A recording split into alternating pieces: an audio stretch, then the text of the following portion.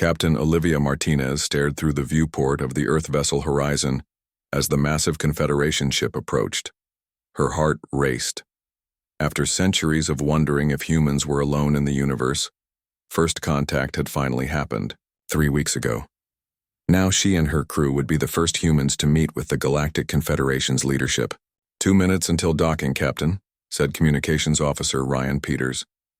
His voice shook slightly. Thank you, Ryan, Olivia said.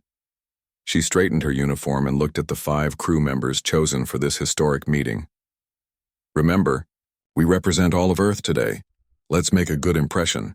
The Horizon shuddered as the docking clamps engaged. Olivia took a deep breath and led her team to the airlock. As the doors slid open, they got their first close look at aliens. The delegation waiting for them consisted of 4 different species. The tallest stood on 4 thin legs with 2 sets of arms and skin that shifted colors like an octopus. Next to it was a being covered in blue fur with large eyes that took up most of its face. The third looked almost human except for its green skin and 6 fingers on each hand. The last was small and round with tentacles instead of arms. Welcome, humans, said the green humanoid in perfect English. I am Zarlvex, senior diplomat of the Confederation. We have studied your broadcasts for decades and prepared for this meeting. Olivia stepped forward. Thank you for your welcome. I am Captain Olivia Martinez of Earth. We are honored to meet you and learn about the galactic community. Zarlvex gestured toward a doorway. Please follow me to the council chamber. The elders are eager to meet the famous Deathworlders. Olivia frowned. Deathworlders? The blue furry alien made a sound like nervous laughter. It is our classification for species from planets like yours. Worlds with high gravity, extreme weather, dangerous predators, and toxic substances. Worlds that create... It paused, searching for the right word. Survivors. As they walked through corridors filled with technology far beyond Earth's capabilities, Engineer Alan Foster whispered to Olivia, they're all moving carefully around us, almost like they're afraid. Olivia noticed it too.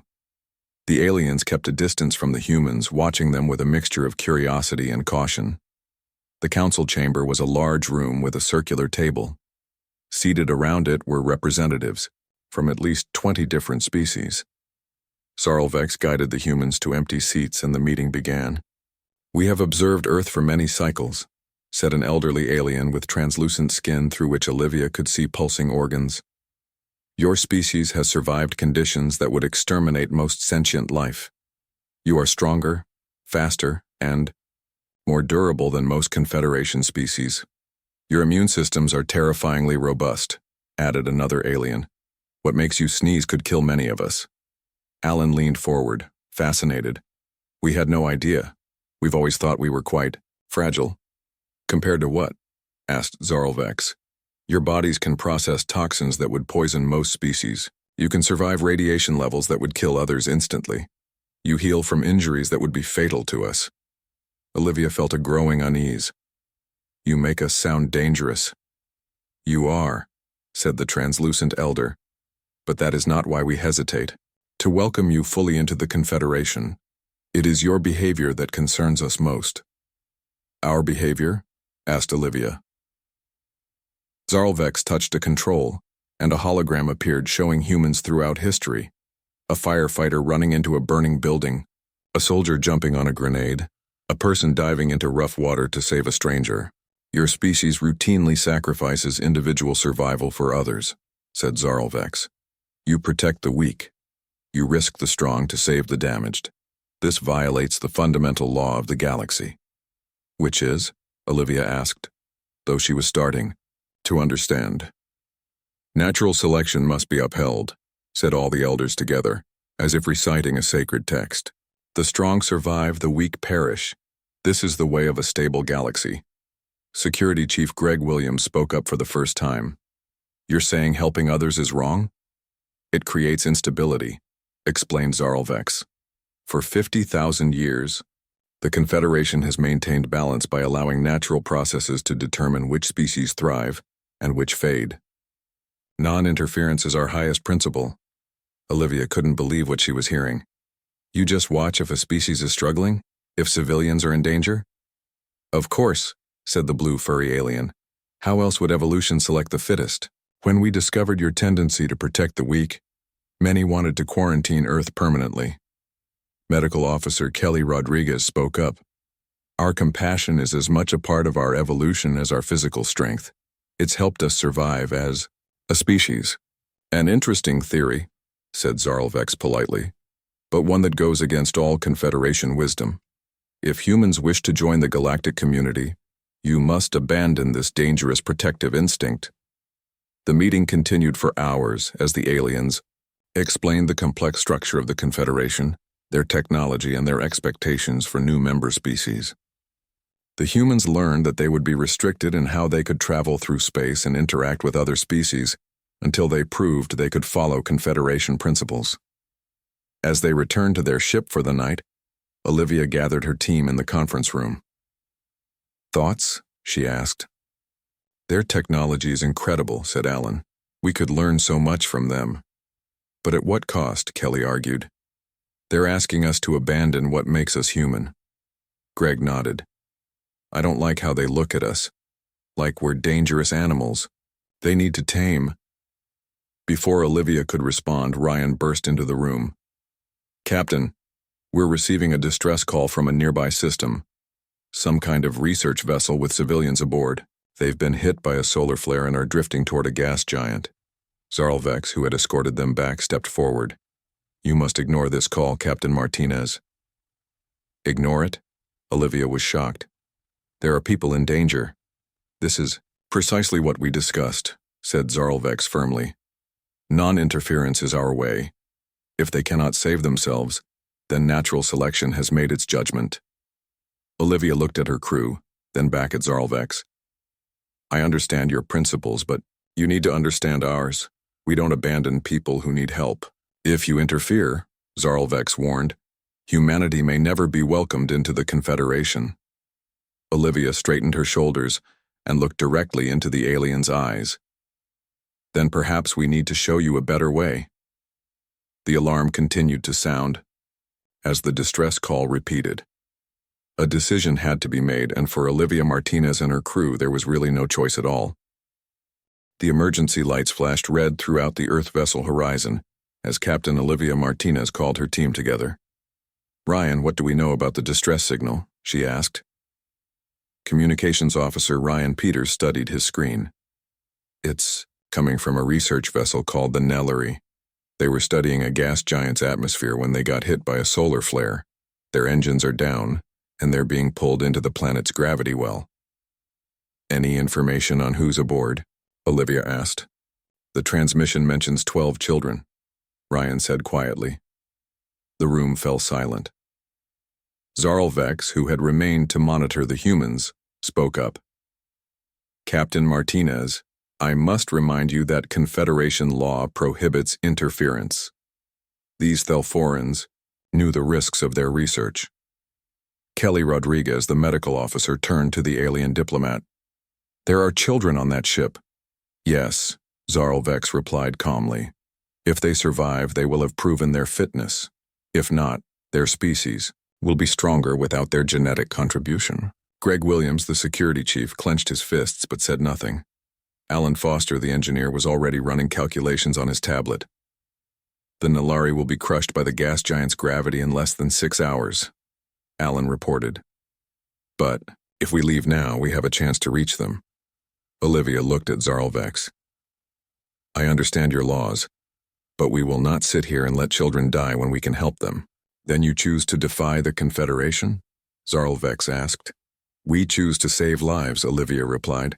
You can put that in your report. Zarlvex's skin flushed a deep purple. If you do this, humanity's future among the stars will be in jeopardy. Future where we abandon our principles isn't worth having, Olivia said firmly.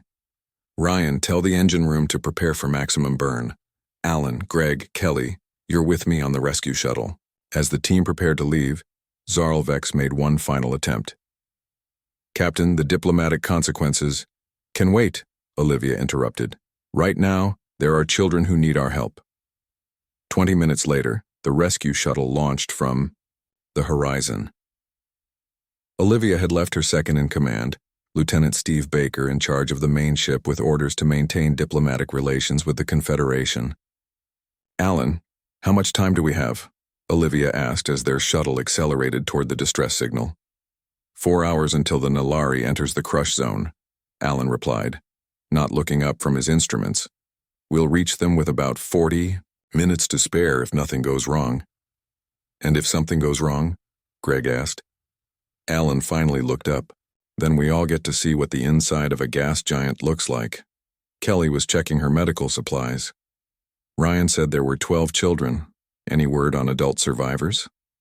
The signal mentioned severe radiation damage, Olivia said grimly. Let's hope for the best but prepare for the worst. The journey felt endless. Every few minutes Alan would update them on their progress, but the numbers never seemed to change fast enough. Finally, 3 hours later, they spotted the Nalari. The research vessel was beautiful but clearly damaged. Its sleek, silvery hull was scorched black in several places, and it was slowly spinning as it drifted toward the massive gas giant looming behind it. No response to our hails, Ryan reported from the horizon. But I'm still picking up life signs. We're going to have to dock manually, Olivia decided. Greg, you're our best pilot. Take over. Greg nodded and slid into the pilot's seat. With careful precision, he maneuvered their shuttle alongside the spinning Nalari. After 2 failed attempts, the docking clamps finally locked together with a metallic clang.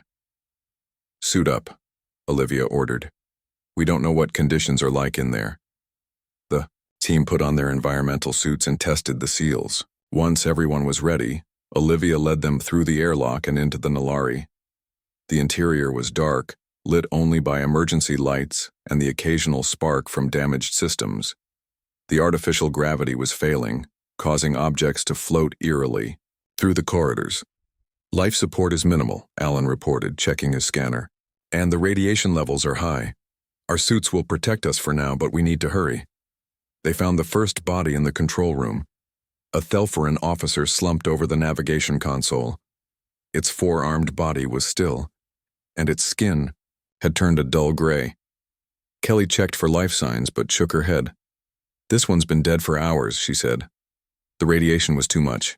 They found 5 more adult Thelphorans in similar condition throughout the ship. All had died at their posts, trying to save the vessel.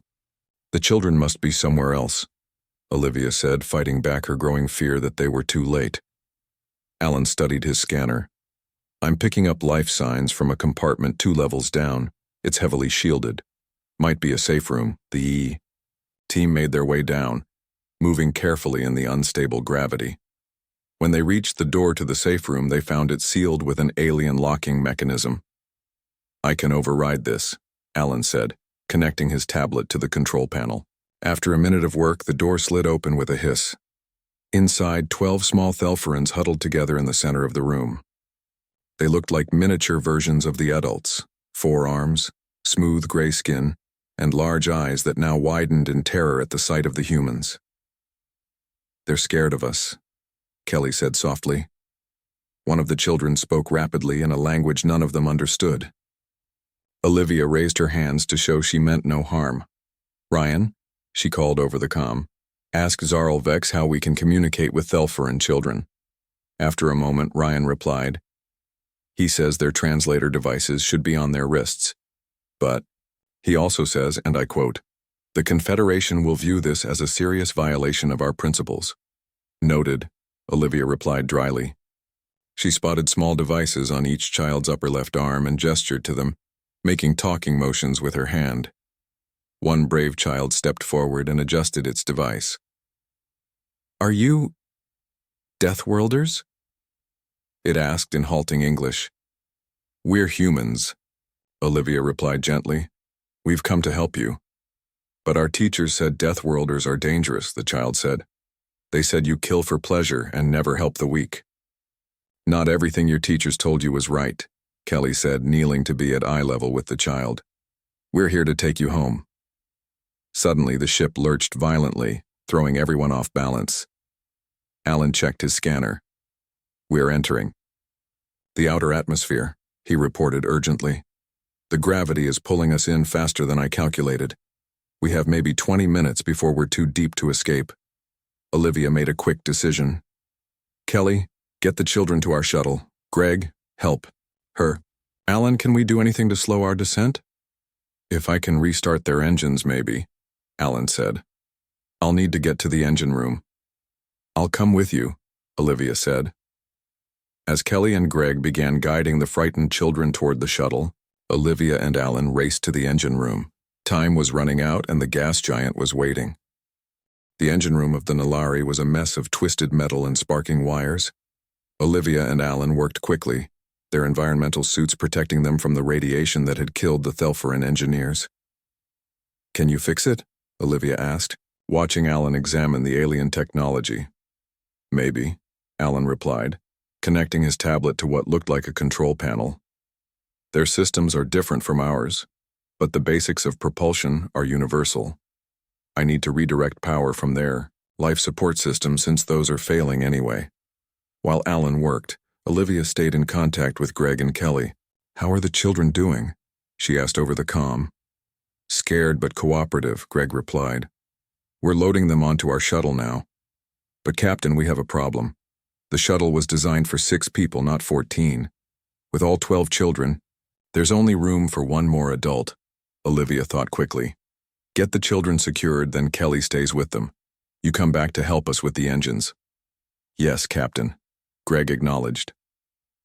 The ship shuddered as they sank deeper into the gas giant's atmosphere. Outside the viewport, swirling clouds of orange and red gases created a beautiful but deadly view. Alan looked up from his work. I've got partial power to the maneuvering thrusters. Not enough to escape, but maybe enough to slow our descent until we can fix the main engines. Do it, Olivia ordered. Alan activated the thrusters and the ship's descent slowed slightly. He immediately returned to working on the main engines as Greg arrived in the engine room. Kelly's with the children, Greg reported. But we need to hurry, the pressure outside is increasing rapidly. I need to reach that control panel, Alan said, pointing to a section behind a fallen support beam. It controls the main reactor. Greg nodded and moved to the beam. With a grunt of effort that highlighted the difference between human strength and that of most Confederation species, he lifted the heavy metal beam enough for Alan to slide underneath and reach the panel. Got it, Alan exclaimed. Rerouting. Power now. If this works, we should have main engines in 3 minutes. The ship lurched again, more violently this time. A loose piece of equipment flew across the room and slammed into Olivia's helmet, cracking the faceplate. Captain! Greg shouted, rushing to her side. Olivia felt the air hissing out of her suit. I'm okay, she said, though the pain in her head suggested otherwise. Get me back to the shuttle. Alan, finish the engines and follow us. Greg picked up Olivia with ease and carried her through the corridors. By the time they reached the shuttle, her breathing was labored from the thinning air in her damaged suit. Kelly gasped when she saw them. What happened?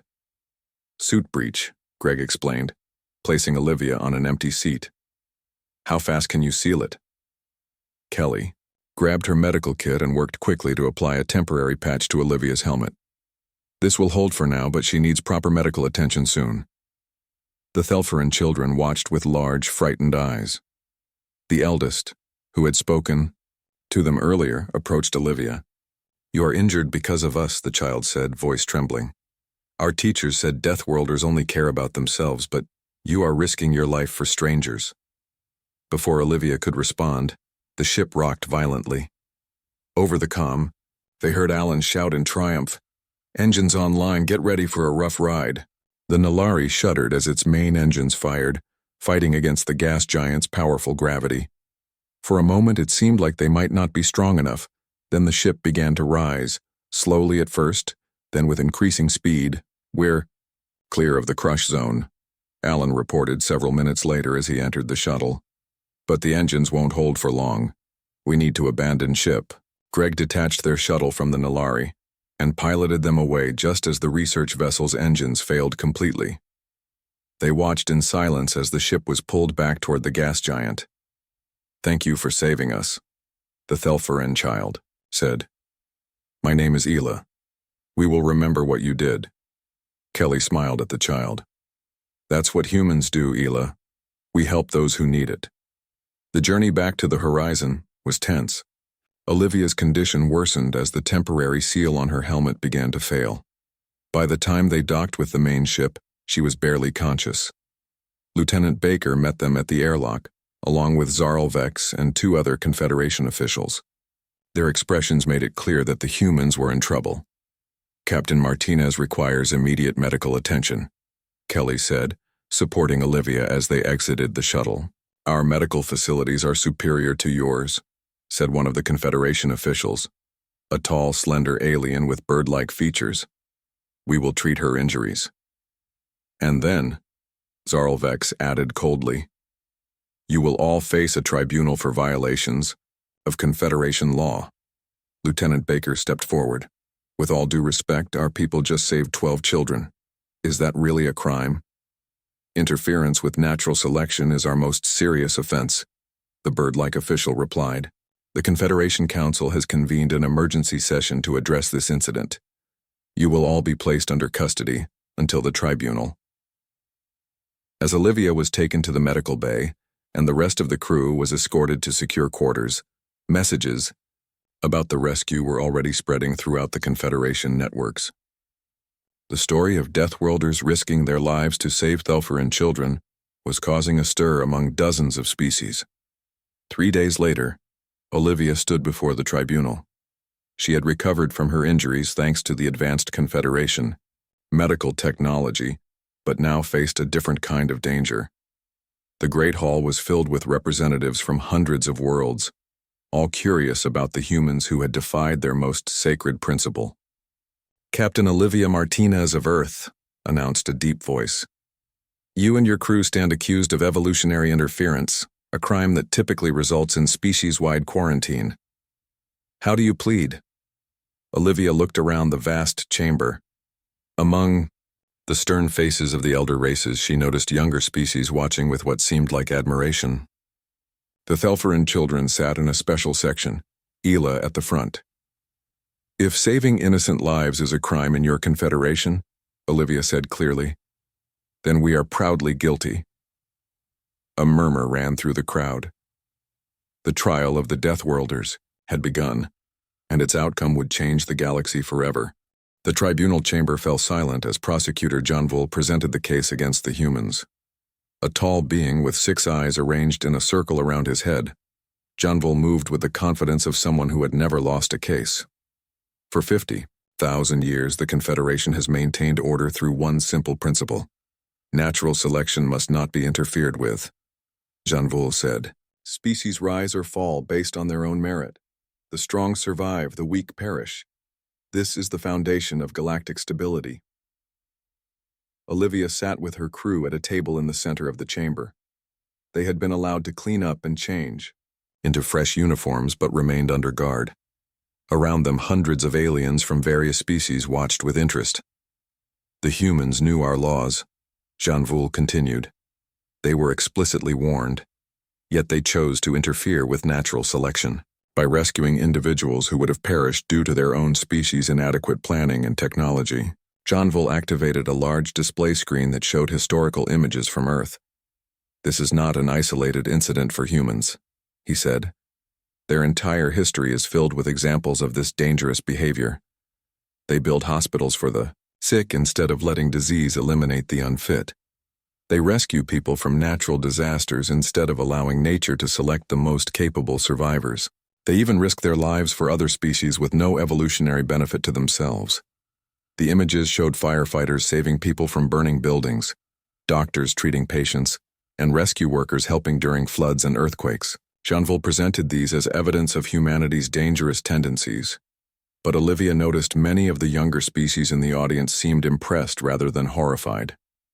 "I call Security Chief Greg Williams to explain this behavior," Janvul said. Greg stood and moved to the witness position, looking calm despite the seriousness of the situation. "Security Chief Williams," Janvul began, "is it true that on your planet individuals routinely risk their lives for strangers?" "Yes," Greg replied simply. "And you consider this normal behavior?" "We consider it the right thing to do." Janvul's 6 eyes blinked in sequence. Even when it means potentially sacrificing a strong individual to save a weaker one? Strength isn't just about physical ability or survival skills, Greg said. We believe everyone has value. Murmurs spread through the chamber. This concept seemed revolutionary to many of the aliens present.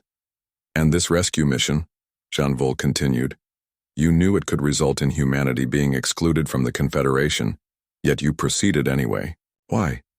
Greg looked directly at the prosecutor. Because there were children in danger. No matter what species they were, we couldn't just let them die.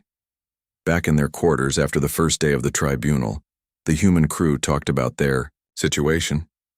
It's not looking good, Alan said. They're treating compassion like it's a crime. I can't believe they've built an entire civilization around not helping each other, Kelly said, shaking her head. How do they even function as a society? Lieutenant Baker entered the room with a datapad. Captain, I've been monitoring Confederation communications. Word of our rescue is spreading throughout their networks. Many younger species are questioning the non-interference doctrine for the first time. Really? Olivia asked. Baker nodded. Several colony worlds have openly expressed support for our actions. They're calling it the human question, whether protecting the vulnerable might actually be beneficial for society. That won't help us much if the elder races decide to quarantine Earth, Greg pointed out. Actually, it might, Baker said. The Confederation operates on consensus. If enough species support us, they can't simply dismiss humanity. The next day, Medical Officer Kelly Rodriguez was called to testify. As she described treating the injured Thelferan children, the atmosphere in the chamber changed subtly. And why did you choose to help alien children when it put your own life at risk? Janvol asked. I'm a doctor, Kelly replied. Helping those in need isn't a choice, it's a duty. It doesn't matter what they look like or where they come from. Before Janvol could continue, the tribunal was interrupted by the arrival of a new group. Adult Thelferans who had come to observe the proceedings. With them were the 12 children who had been rescued, including Ela. The Thelferan delegation requests the right to testify, announced the tribunal moderator. Janvol looked displeased but could not refuse such a request. Ela was the first to speak. The humans saved us when our own people could not, the young Thelferan said. They risked their lives for strangers. Captain Martinez was injured protecting me. Ela paused, then continued with something unexpected. But there is more you should know. The reason we survived the solar flare when our adult companions did not is because we have abilities our species has been hiding from the Confederation. A shocked murmur ran through the chamber. Ela raised all 4 hands and a soft blue glow appeared between them. We are telepathic, Ela explained. We created a mental shield against the radiation. Our species has been hiding this ability for generations because we feared the Confederation would see it as a threat. One of the elder race representatives leaned forward. This is most disturbing. Telepathic abilities are strictly regulated. Within the Confederation? Yes, said an adult Thelferan, stepping forward. Because telepathy doesn't fit your model of evolution. It allows the community to protect its members instead of letting the weak perish. We have kept it secret because we knew you would try to breed it out of our species, as you have done with others. The chamber erupted in noise as dozens of species began talking at once. Some seemed outraged by the revelation, while others appeared to be discussing similar secrets they might have kept. During the commotion, Alan leaned close to Olivia. Captain, something big is happening here. This isn't just about our rescue anymore. Olivia nodded. I think we've accidentally started a revolution. When order was finally restored, a new voice spoke. It belonged to a representative from one of the younger species, a being with plant-like features. I move that this tribunal consider a more fundamental question, the representative said. For 50,000 years we have accepted the elder race's definition of evolution as purely competitive. But what if cooperation and protection of others is also a valid evolutionary strategy? The humans have built a thriving civilization based on these principles. Perhaps it is time for the Confederation to reconsider its most basic assumptions. More voices joined in support of this idea. The tribunal moderator called for a recess to consider this unexpected development. As guards escorted the humans back to their quarters, Olivia noticed the change in how many aliens now looked at them, not with fear or disgust, but with curiosity and even hope. "What do you think will happen now?" Greg asked quietly.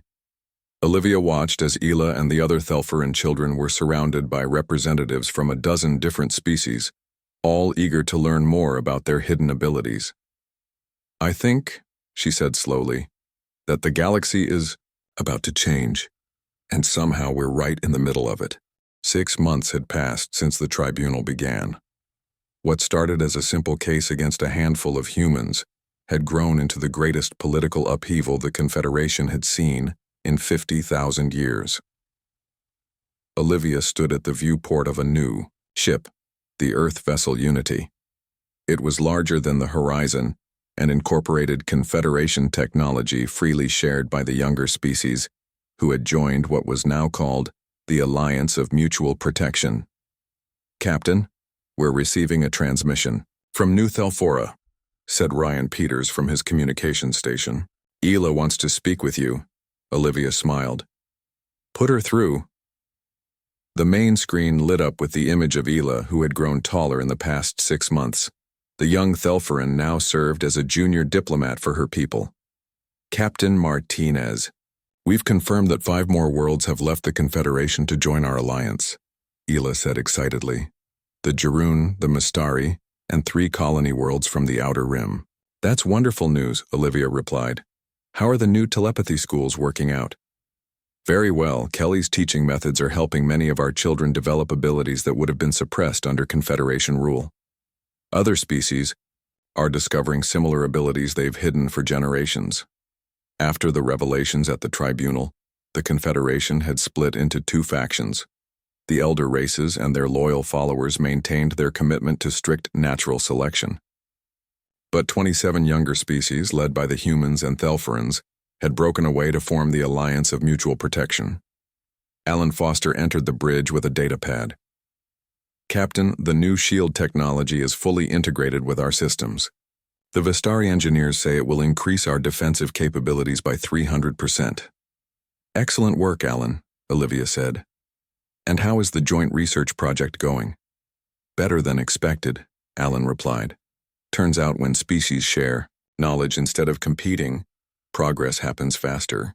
The medical technologies Kelly is working on with the Renari doctors could revolutionize treatment for radiation exposure."